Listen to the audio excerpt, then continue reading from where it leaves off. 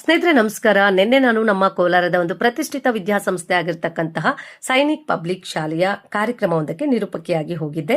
So ವಿಜ್ಞಾನ, technology, engineering, ಗಣಿತ ವಿಚಾರಕ್ಕೆ ಸಂಬಂಧಪಟ್ಟಂತೆ ಒಂದು ಕುತೂಹಲಕಾರಿಯಾದಂತಹ ಹಬ್ಬವನ್ನ ಅಲ್ಲಿ ಆಯೋಜನೆ ಮಾಡಿದ್ರು, ಕ್ಯೂರಿಯಾಸಿಟಿ ಫೇರ್ ಅಂತ.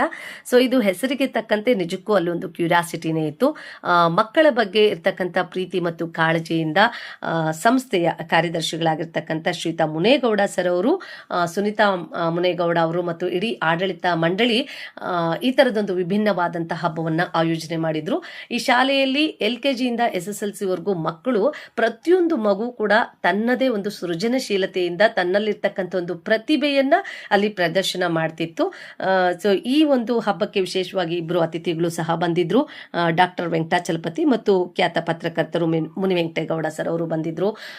ಸೊ ಇವರನ್ನ ಆಡಳಿತ ಮಂಡಳಿ, ನಮ್ಮ ಕೆಂಬೋಡಿ ಕಲಾವಿದರಾಗಿರ್ತಕ್ಕಂಥ ಸಂತೋಷ್ ಮತ್ತು ಅವರ ತಂಡ ಒಂದು ಡೊಳ್ಳು ನಾದದೊಂದಿಗೆ ಅವ್ರನ್ನ ಅದ್ಧೂರಿಯಾಗಿ ಬರ್ಮಾಡ್ಕೊಂಡ್ರು.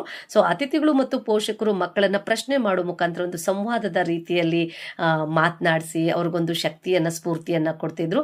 ಮತ್ತೆ ಫುಡ್ ಫೆಸ್ಟಿವಲ್ ಕೂಡ ತುಂಬಾ ಚೆನ್ನಾಗಿ ಮಾಡಿದ್ರು. ಸಖತ್ ಟೇಸ್ಟಿಯಾಗಿ ಸ್ನ್ಯಾಕ್ಸು, ಫುಡ್ಡು, ಟೀ, ಕಾಫಿ ಎಲ್ಲ ಮಾಡಿದ್ರು. ನಾನು ಕೂಡ ಟೇಸ್ಟ್ ಮಾಡಿದೆ, ಆದರೆ ಕಾಫಿ ಕುಡಿಯಕ್ಕೆ ಹೋದಾಗ ಕಾಫಿ ಖಾಲಿ ಆಗಿತ್ತು.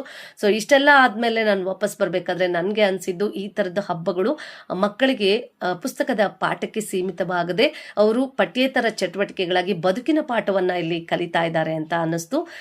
ಬಂದಿರ್ತಕ್ಕಂಥ ಎಲ್ಲ ಪೋಷಕರನ್ನೇ ಅವರ ಕಸ್ಟಮರ್ ಅನ್ನಾಗಿಸಿ ಮಾಡಿಕೊಂಡು ಬಿಸ್ನೆಸ್ ಮಾಡ್ತಾ ಇದ್ರೆ ಈ ದೇಶದ ಮುಂದಿನ ಬಿಸ್ನೆಸ್ ಮ್ಯಾನ್ಗಳು ಇವರೇನಾ ಅಂತ ಅನ್ನಿಸ್ತು.